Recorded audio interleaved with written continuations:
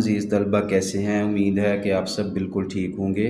آج ہم اپنے دوسرے ویڈیو لیکچر کا آغاز نظم محنت کی برکات کے بند نمبر 2 سے کر رہے ہیں۔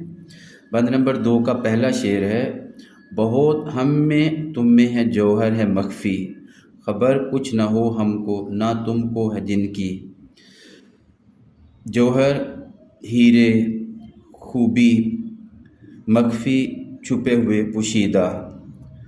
مفہوم: ہمارے اندر بہت سی صلاحیتیں ہیں مگر اس کا علم نہیں اور نہ ہی استعمال کیا ہے، یا ہمارے اندر بہت سے باصلاحیت ہیرے جیسے لوگ موجود ہیں مگر ہمیں ان کی پہچان نہیں ہے۔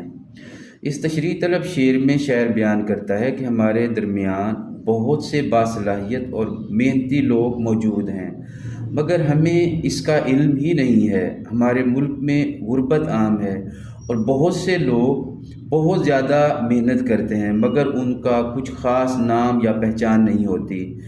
ان کا وتیرہ صرف محنت کرنا ہوتا ہے۔ ہمیں ایسے لوگوں کی قدر کرنی چاہیے، ان کی محنت پر ان کی حوصلہ افزائی کرنی چاہیے۔ محنتی مزدوروں کے بارے میں شاعر کہتا ہے: سو جاتے ہیں فٹ پاتھ پہ اخبار بچھا کر، مزدور کبھی نیند کی گولی نہیں کھاتے۔ اس شعر میں شاعر کی مراد یہ بھی ہو سکتی ہے کہ ہمارے اندر بہت سی صلاحیتیں موجود ہیں مگر ہمیں ان کی خبر نہیں، کیونکہ ہم انہیں بروئے کار نہیں لاتے۔ ہر شخص میں اللہ تعالیٰ نے محنت کر کے ترقی حاصل کرنے کی بہت سی صلاحیتیں رکھی ہیں مگر کچھ لوگ حالات اور مختلف مسائل کا بہانہ بنا کر ان صلاحیتوں کو بروئے کار لانا چھوڑ کر محنت کر کے ترقی کرنے کے موقع ضائع کر دیتے ہیں۔ شاعر اس لیے کہتا ہے کہ ہم میں اور تم میں بہت سے ایسے جوہر موجود ہیں، صرف نہ جاننے کی وجہ سے پوشیدہ ہیں۔ انہیں عمل میں لا کر محنت کر کے ترقی حاصل کی جا سکتی ہے۔ انسان کی سب سے پہلے اپنے آپ کو جاننے اور اپنے اندر موجود صلاحیتوں کو پہچاننے کی ضرورت ہے۔ اگر انسان یہ جان لے تو پھر دنیا کا کوئی کام اس کے لیے مشکل نہیں ہو سکتا اور نہ ہی دنیا کی کوئی طاقت اسے محنت کر کے ترقی کرنے سے روک سکتی ہے۔ جیسا کہ کسی شاعر نے کیا خوب کہا ہے: انسان اگر ٹھان لے تو کر دکھاتا ہے، پتھروں میں بھی راہ بنا جاتا ہے۔ اس بند کا شعر نمبر 2 ہے: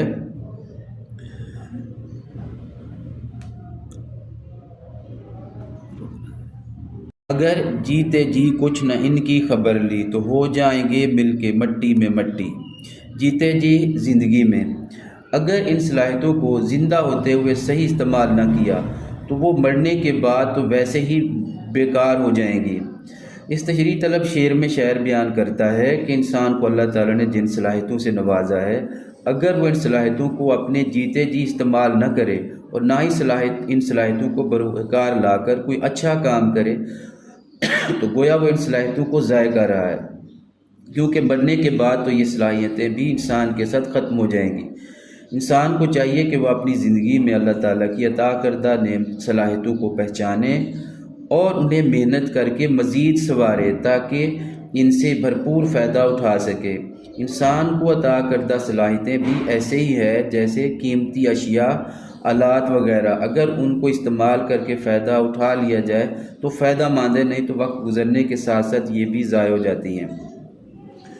اگر انسان بھی اللہ تعالیٰ کی عطا کردہ صلاحیتوں جیسے سے فائدہ اٹھا کر اس کے لیے فائدہ مند بنا سکتا ہے، وگرنہ یہ ضائع ہو جائیں گی۔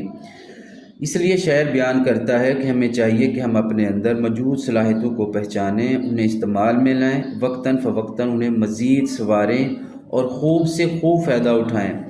اگر ایسا نہ کیا تو یہ بغیر استعمال کے ضائع ہو جائیں گی۔ اللہ تعالیٰ اس شخص اور قوم کی مدد کرتا ہے جو خود اپنی مدد آپ کرتا ہے، محنت کر کے ترقی کرنا جانتا ہے۔ اگر غفلت اور سستی کا شکار رہتا ہے اور اپنی صلاحیتوں کو بروئے کار نہیں لاتا تو کبھی ترقی نہیں کر سکتا۔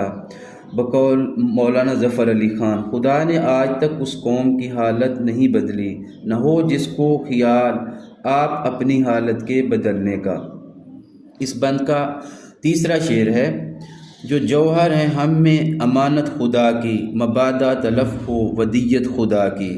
جوہر، خوبی، مبادا کہیں ایسا نہ ہو تلف ضائع ودیت عطا کردہ امانت۔ مفہوم: اللہ تعالیٰ نے انسان کو جو خوبیاں عطا کی ہیں وہ اللہ تعالیٰ کی امانت ہیں، اگر ان سے فائدہ نہ اٹھایا گیا تو خدا نخواستہ وہ ضائع ہو جائیں گی۔ اس تشریح طلب شعر میں شاعر بیان کرتا ہے کہ جتنی بھی صلاحیتیں اللہ تعالیٰ نے ہمیں عطا کی ہیں وہ اللہ تعالیٰ کی امانت ہیں، اور اس امانت کا بہترین استعمال اس کی مخلوق کی بھلائی کے لیے استعمال ہے۔ اگر ہم نے ان صلاحیتوں کو استعمال نہ کیا اور ان سے کوئی فائدہ نہ اٹھا سکے تو ان کے ضائع ہو جانے کا خدشہ ہے۔ لہٰذا انسان کو چاہیے کہ وہ اپنی صلاحیتوں کو خوب استعمال کرے، خوب سے خوب تر کی تلاش میں رہے۔ علامہ اقبال نے کیا خوب کہا: منزل سے آگے بڑھ کر منزل تلاش کر، مل جائے تجھ کو دریا تو سمندر تلاش کر۔ اس شعر میں شاعر مزید بیان کرتا ہے کہ انسان غافل ہے، اسے پتہ ہی نہیں ہے کہ اللہ تعالیٰ نے اسے کیسی کیسی عظیم نعمتوں سے نوازا ہے، جنہیں بروئے کار لا کر وہ ہر مشکل سے مشکل کام کر سکتا ہے۔ انہی صلاحیتوں کی بدولت محنت کر کے دنیا تسخیر کر سکتا ہے، سارے جہاں میں اپنی صلاحیتوں کا لوہا منوا سکتا ہے۔ تاریخ گواہ ہے کہ جس نے بھی اللہ تعالیٰ کی دی ہوئی ان نعمتوں کا بھرپور استعمال کیا، کامیابی اس کا مقدر ٹھہری۔ مسلمانوں نے اللہ تعالیٰ کی دی ہوئی ہمت، قوت، بہادری، ذہانت اور بہترین حکمت عملی سے بہت سے تھوڑے سے عرصے میں کئی طاقتور اور ناقابل تسخیر حکومتوں اور ریاستوں کو شکست دی، مشکل سے مشکل مارکوں میں فتح یاب ہوئے، وسیع و عریض علاقوں پر حکومت قائم کی۔ اصل معاملہ ان عطا کردہ نعمتوں کو پہچاننے اور ان کا احسن طریقے سے استعمال ہے، نہیں تو ان کے ضائع ہونے کا خطرہ ہے، اور ان کا ضیاع اللہ تعالیٰ کی نعمتوں کی حفاظت نہ کرنے کے مترادف ہوگا۔ امید ہے کہ آپ کو اس بند کی اچھی طرح سمجھ آ گئی ہوگی۔ اللہ حافظ۔